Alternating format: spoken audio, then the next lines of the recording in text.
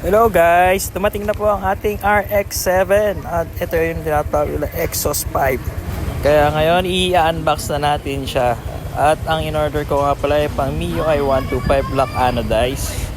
At ito na nga.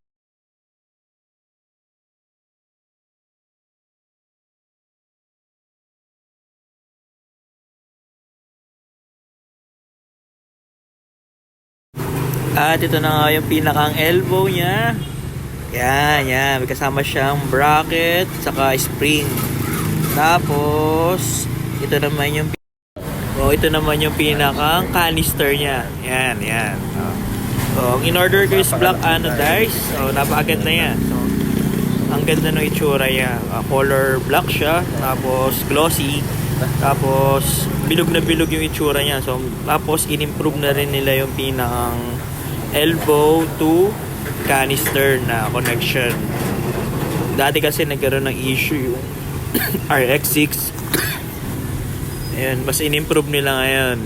Dati yung sa may canister napuputol siya, medyo tumagal na. Ngayon mas pinaganda nila yung tip. Tapos ito naman yung sa kabilang side na tip. Ayan o. Ang ganda niya o. Tapos ito naman yung pinakang bracket niya. From mas pinaganda rin nila, nilagyan nila ng design, tapos may nakasulat na RX-7.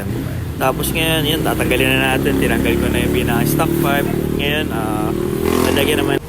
lalagyan naman natin siya ng Beta Gray para iwas singaw na lang din, di ba? So, madali lang siya i-install, guys. So, basic na basic lang. Basta may dala kang gamit or may gamit ka, napakadali lang.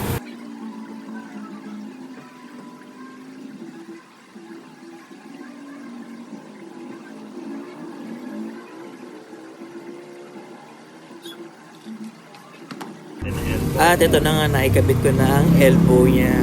So ito yung pinakauna muna mong ikakabit. Then kasunod to yung pinakang canister niya. At ayan na nga, ito ang pinakang itsura niya, guys. Okay, sa mga sample mga na.